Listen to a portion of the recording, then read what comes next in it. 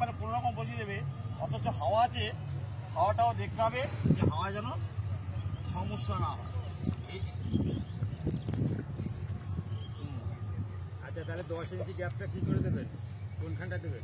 এবার আমি একটু বলি, এটা হচ্ছে মডিফাইড এসআরআই। মডিফাইড এসআরআই বলছি কেন, আমাদের সাধারণত 10 থেকে 12 দিনের চারা খরিফ মরশুমে লাগাতে হয়। আমাদের চারার বয়সটা হচ্ছে আজকে 10 দিন। আর আমরা এটা করেছি কি, যে যাতে আমাদের খুব ঘাস হয় তো 15 উইডার চালাতে পারি, সাধারণত 10 ইঞ্চি বাই 10 ইঞ্চি এসআরআই পদ্ধতিতে ধান লাগাতে হয়। আমরা এখানে বেসিকটা করেছি 14 ইঞ্চি বাই 7 ইঞ্চি, তাতে 14 ইঞ্চি বাই 7 ইঞ্চি হলে 98 ইঞ্চি হয়, আর 10 ইঞ্চি বাই 10 ইঞ্চি হলে 100 স্কোয়ার ইঞ্চি হয়, কম ইঞ্চি হয়, 2 ইঞ্চি কম আছে, অর্থাৎ বেসিকটা একটু কমছে।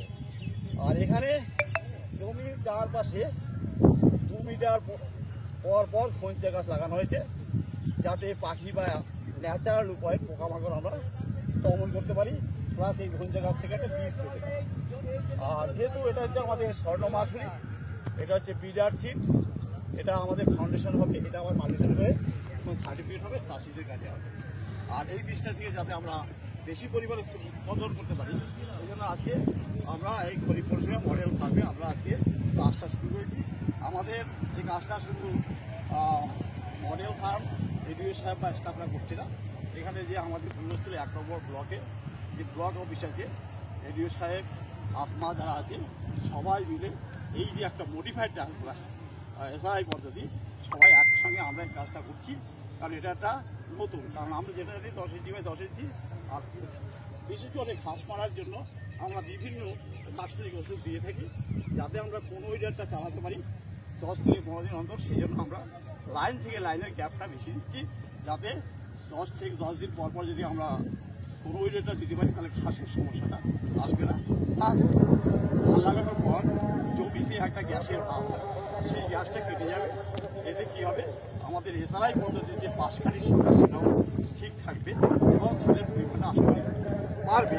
এটা যেহেতু প্রথম বছর, এখন কী হবে জানি না, এটা যেহেতু একটা মডেল ফার্ম, তাই সেই আমরা একটা নতুন টেকনোলজি, এসআরআই টেকনোলজি, সেটাকে একটু মডিফাইড করে আমরা করার চেষ্টা করছি।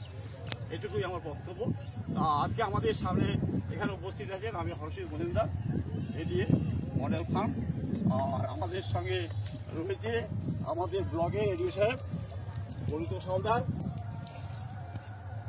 তারপর রয়েছে আমাদের আত্মার বিটিএম তোমার যে সন্দীপ মণ্ডল, তারপর রয়েছে আমাদের নিবিড় হচ্ছে এটিএম পূর্বস্থলী 1 নম্বর ব্লক, আর আমাদের যে কৃষি শ্রমিকরা রয়েছে বাবলু রয়েছে, বাবলু বৃদ্ধা, এবং এখানকার যে ক্যাজুয়াল লেবার ওরাও রয়েছে।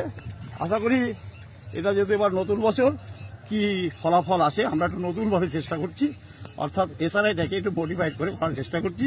রোগ পোকা কেমন হয়, ফলন কেমন আসে, সেভাবে আমরা করার চেষ্টা করছি। অসংখ্য ধন্যবাদ। বিশেষ করে ব্লগের এডিও সাহেব এসছে, আমাদের আত্মার বিটিএম এটিএম করা এসছে, এবং আমার অফিসের স্টাফদের সকলকে ধন্যবাদ জানিয়ে, আর যারা এই আজকের এই ভিডিওটা দেখছেন তাদেরকেও নিমন্ত্রণ রইল যে নতুন করে যে মডিফাইড এসআরআই পদ্ধতিটাই খরিফ সিজনে করছি, সেটাতে মডেল ফার্মে এসে দেখে যাওয়ার জন্য। সাইজটা দেখান।